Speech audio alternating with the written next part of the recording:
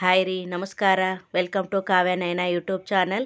ಬರ್ರಿ, ಇವತ್ತು ಇಡ್ಲಿಗೊಂದು ಸೂಪರಾಗಿರೋ ಸಾಂಬಾರು ತೋರಿಸ್ಕೊಡ್ತೀನಿ. ಈಸಿಯಾಗಿ ಮನೇಲಿರೋ ಸಾಮಗ್ರಿಗಳನ್ನೇ ಬಳಸಿ ಒಂದು ಈಸಿಯಾಗಿ ಸಾಂಬಾರು ಯಾವ ಥರ ಮಾಡೋದು ಅಂತ ತೋರಿಸ್ಕೊಡ್ತೀನಿ.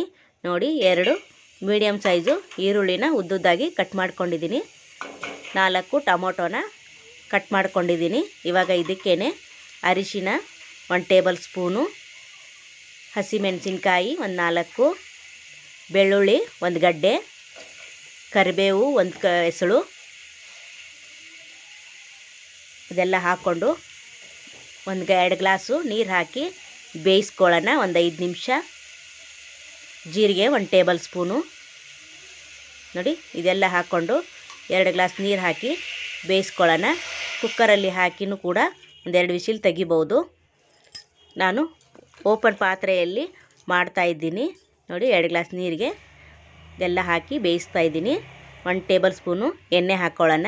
ಯಾಕೆ ಅಂದರೆ ಈರುಳ್ಳಿ ಮತ್ತು ಟೊಮೊಟೊ ಎಲ್ಲ ಬೇಗ ಮೆತ್ತಗಾಗುತ್ತೆ.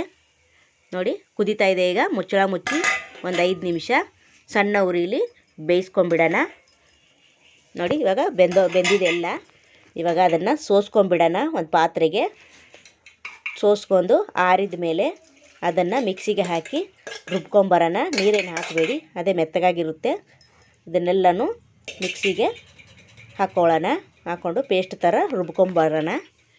ನೋಡಿ, ಆ ನೀರನ್ನು ಸೈಡಲ್ಲಿ ಎತ್ತಿಟ್ಕೊಂಬಿಡೋಣ. ನೋಡಿ, ಹುಣಸೆ ಹಣ್ಣನ್ನು ಮುಂಚೆನೇ ಬಿಸಿ ನೀರಲ್ಲಿ ನೆನೆಸಿ ಕಿವುಚ್ಕೊಂಡು ರಸ ತೆಗೆದಿಟ್ಕೋಬೇಕು. ನೋಡಿ, ಇದನ್ನೆಲ್ಲನೂ ಮಿಕ್ಸಿಗೆ ಹಾಕಿ ರುಬ್ಕೊಂಬರೋಣ. ಈಗ ಇದಕ್ಕೆ ಸ್ವಲ್ಪ ಕೊತ್ತಂಬರಿ ಸೊಪ್ಪು ಕೂಡ ಹಾಕ್ಕೊಳ್ಳೋಣ. ನೋಡಿ, ಇದನ್ನು ಮಿಕ್ಸಿ ಮಾಡ್ಕೊಂಬರೋಣ. ತುಂಬ ಚೆನ್ನಾಗಿರುತ್ತೆ. ನೀವು ಒಂದು ಸತಿ ಮನೆಯಲ್ಲಿ ಟ್ರೈ ಮಾಡಿ. ಇಡ್ಲಿಗೆ ಅಂತ ಅಂದ್ಕೋಬೇಡಿ, ಅನ್ನಕ್ಕೂ ಕೂಡ ಮಾಡ್ಕೊಂಡು ನೋಡಿ ಒಂದು ಸತಿ. ಸೇಮ್ ರಸಮ್ ಯಾವ ಥರ ಇರುತ್ತೋ ಅದೇ ಥರ ಬರುತ್ತೆ. ಇದು ತುಂಬ ಸುಲಭವಾಗಿ ಈಸಿಯಾಗಿ ಮಾಡ್ಕೋಬೋದು. ದಿನ ಏನು ಸಾಂಬಾರು ಅಂತ ಯೋಚನೆ ಮಾಡೋಕ್ಕಿಂತ ಇದೊಂದು ಸತಿ ಟ್ರೈ ಮಾಡಿ, ಚೆನ್ನಾಗಿರುತ್ತೆ. ನೋಡಿ, 1 ಟೇಬಲ್ ಸ್ಪೂನು ಎಣ್ಣೆ ಹಾಕ್ಕೊಂಡಿದ್ದೀನಿ. ಇವಾಗ ಇದಕ್ಕೆ ಸಾಸಿವೆ, ಚಟಪಟ ಅಂದಂಗೆ ಜೀರಿಗೆ, ಒಣಮೆಣಸಿನ್ಕಾಯಿ, ಕರಿಬೇವು ಇದೆಲ್ಲ ಹಾಕ್ಕೊಂಡು ಸ್ವಲ್ಪ ಬಾಡಿಸ್ಕೊಳ್ಳೋಣ. ನೋಡಿ, ಇದೆಲ್ಲ ಹಾಕ್ಕೊಂಡಿದ್ದೀನಿ. ಈಗ ಒಂದು ಸ್ಪೂನಿನ ಸಹಾಯದಿಂದ ಬಾಡಿಸ್ಕೊಂಡು ಆವಾಗಲೇ ತೆಗೆದಿಟ್ಟಿದ್ವಲ್ಲ ನೀರು, ಅದನ್ನು ಕೂಡ ಒಗ್ಗರಣೆಗೆ ಹಾಕ್ಕೊಳ್ಳೋಣ. ಆಮೇಲೆ ರುಬ್ಬಿದ್ವಲ್ಲ ಆವಾಗಲೇ ಪೇಸ್ಟು, ಅದನ್ನು ಕೂಡ ಹಾಕ್ಕೊಳ್ಳೋಣ ಇದಕ್ಕೆ. ನೋಡಿ, ಇವಾಗ ಇದೆಲ್ಲ ಒಗ್ಗರಣೆ ಫ್ರೈ ಮಾಡಿದ್ದೀನಿ. ಇವಾಗ ಬಸಿದಿಟ್ಕೊಂಡಿದ್ವಲ್ಲ ನೀರು, ಆ ನೀರನ್ನು ಹಾಕ್ಕೋಬೇಕು. ನೋಡಿ, ತುಂಬ ತಿಳಿಯಾಗೇ ಮಾಡ್ಕೊಳ್ಳಿ, ತುಂಬ ಗಟ್ಟಿಯಾಗಿ ಬೇಡ. ತಿಳಿ ಇದ್ದರೆ ಚೆನ್ನಾಗಿರುತ್ತೆ. ಹಾಗಂತ ಜಾಸ್ತಿ ನೀರು ಹಾಕಕ್ಕೆ ಹೋಗಬೇಡಿ, ಮೀಡಿಯಮಾಗಿ ಹಾಕ್ಕೊಳ್ಳಿ. ಇವಾಗ ರುಬ್ಬಿರೋದು ಮಿಶ್ರಣ ಕೂಡ ಸೇರಿಸ್ಕೊಳ್ಳೋಣ ಇದಕ್ಕೇನೆ. ನೋಡಿ, ಅದಕ್ಕೆ 1 ಗ್ಲಾಸು ನೀರು ಹಾಕ್ಕೊಳ್ಳಿ. ನಿಮಗೆ ಎಷ್ಟು ಬೇಕೋ ಸಾಂಬಾರು ಅಷ್ಟರಲ್ಲಿ ಹಾಕ್ಕೊಳ್ಳಿ.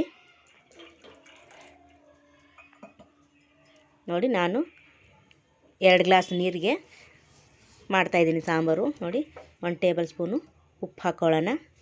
ರುಚಿಗೆ ತಕ್ಕಷ್ಟು ನೋಡಿ ಹಾಕ್ಕೊಳ್ಳಿ. 2 table spoon sambar powder, 2 table spoon sambar powder ಹಾಕಿದ್ದೀನಿ. ಇವಾಗ ಇದನ್ನು ಮಿಕ್ಸ್ ಮಾಡ್ಕೊಳ್ಳೋಣ. ಇದನ್ನು ಕುದಿಸ್ಕೊಳ್ಳೋಣ. ಈಗ ಚೆನ್ನಾಗಿ ಕುದಿಬೇಕಿದು. ನೋಡಿ, ಇವಾಗ ಹುಣಸೆ ಹಣ್ಣಿನ ರಸನ 2 ಸ್ಪೂನು ಹಾಕ್ಕೊಳ್ಳೋಣ. ಮೊದಲೇ ಕಿವುಚಿ ಇಟ್ಕೊಂಡಿದ್ದೀನಿ. ಇವಾಗ ಕೊತ್ತಂಬರಿ ಸೊಪ್ಪು ಕಟ್ ಮಾಡಿ ಹಾಕ್ತಾಯಿದ್ದೀನಿ. ನೋಡಿ, ಇವಾಗ ಕುದಿ ಬರ್ತಾಯಿದೆ. ಇವಾಗ ಚೆನ್ನಾಗಿ 5 ನಿಮಿಷ ಲೋ ಫ್ಲೇಮಲ್ಲೇ ಕುದಿಸ್ಕೋಬೇಕು. ತುಂಬ ರುಚಿಯಾಗಿರುತ್ತೆ. ನೋಡಿ, ಇಡ್ಲಿಗೆ ಸಾಂಬಾರು ಸೂಪರ್ ಕಾಂಬಿನೇಷನು. ನಾನು ಇವತ್ತು ಇಡ್ಲಿ ಸಾಂಬಾರು ಮಾಡಿದ್ದೆ, ಅದಕ್ಕೋಸ್ಕರ ನಿಮಗೂ ಈಸಿಯಾಗಿರೋ ರೆಸಿಪಿ ತೋರಿಸ್ತಾ ಇದ್ದೀನಿ. ನೋಡಿ, ಸಾಂಬಾರು ಆಲ್ರೆಡಿ ರೆಡಿ ಆಯಿತು. ಇದನ್ನು ಇಡ್ಲಿ ಜೊತೆಗೆ ಸರ್ವ್ ಮಾಡಿ ತೋರಿಸ್ತೀನಿ ಯಾವ ಥರ ಬಂದಿದೆ ಅಂತ. ಸಖತ್ತಾಗಿ ಬಂದಿದೆ. ನಾನು ಇಡ್ಲಿ ಮಾಡಿದ್ದೀನಲ್ಲ, ಇವಾಗ ತಟ್ಟೆಗೆ ಇಡ್ಲಿ ಇಡ್ತಾಯಿದ್ದೀನಿ. ನೋಡಿ, ಅದ್ರ ಮೇಲೆ ಸಾಂಬಾರು ಹಾಕ್ತಾಯಿದ್ದೀನಿ. ಯಾವ ಥರ ಬಂದಿದೆ ಅಂತ ನೋಡಿ. ತಿಳಿಯಾಗಿ ಮಾಡಿದ್ದೀನಿ ನಾನು, ಗಟ್ಟಿ ಮಾಡಿಲ್ಲ. ನೋಡಿ ಸೂಪರ್ ಆಗಿರೋದು ಸಾಂಬಾರು ರೆಡಿ ಆಯ್ತು. ಈಗ ಇಡ್ಲಿ ಜೊತೆಗೆ ಸರ್ವ್ ಮಾಡಿದ್ದೀನಿ. ಪ್ಲೀಸ್ ನಮ್ಮ ಚಾನಲ್ನ ಲೈಕ್ ಮಾಡಿ, ಶೇರ್ ಮಾಡಿ, ಕಮೆಂಟ್ ಮಾಡ್ಕೊಳ್ಳಿ, ಸಬ್ಸ್ಕ್ರೈಬ್ ಮಾಡಿ friends. Thank you for watching. ನಮಸ್ಕಾರ ರೀ. ಬಾಯ್.